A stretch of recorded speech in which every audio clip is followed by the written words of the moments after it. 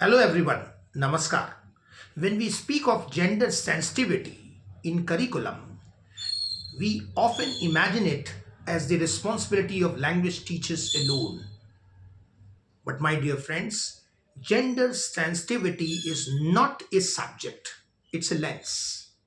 Yes, it's a lens through which every subject must be taught. In language classrooms, gender sensitivity begins with voice and visibility. Whose stories are told, who speaks, and who remains silent between the lines.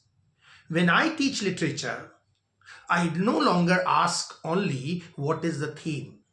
I ask who has agency in this text. Is the female character merely patient and sacrificial? Or does she question, decide, and resist? When students rewrite a story by changing the gender of the protagonist, they discover something powerful. The society reacts differently to the same emotion, the same courage, the same anger. Language becomes not just expression, but emancipation. Friends, if we talk about social science, in social science, gender sensitivity is about history with honesty. We don't merely teach events, we teach whose lives mattered enough to be recorded. When women appear only as victims or reform outcomes, students learn visibility. But when we highlight women as leaders, thinkers, freedom fighters, history regains balance. In civics, gender sensitivity means connecting democracy to daily life.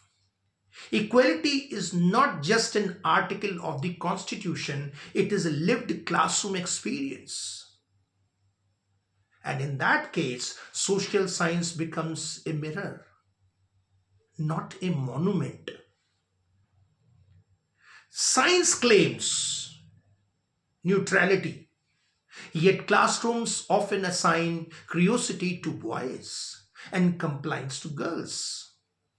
A gender sensitive science classroom ensures that experiments are not gendered, questions are not dismissed, and brilliance is not stereotyped. When we highlight women scientists and discuss scientific temper as human, not masculine, we break the myth that science belongs to a few. Science then teaches not only laws of nature, but laws of fairness.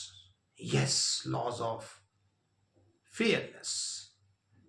Mathematics silently suffers from gender bias, not in numbers, but in expectations. When we stop saying girls fear maths and start saying maths fears no one, we shift confidence. Problem solving becomes inclusive.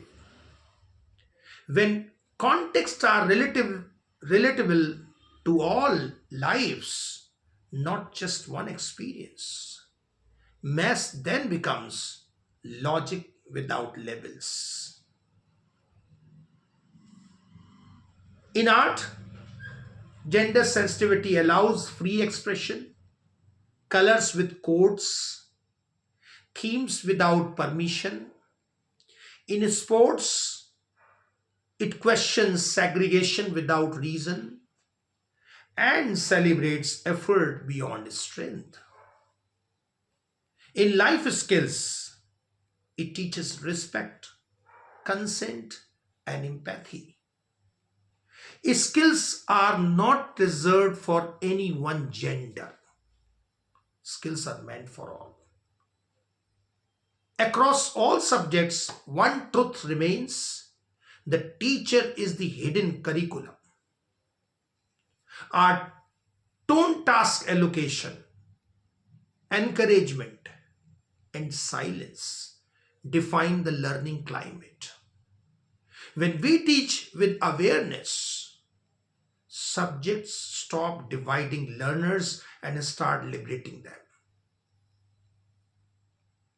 Gender sensitivity does not dilute academic power, it rather deepens it, because a learner who feels seen thinks better, questions deeper, and learns honestly.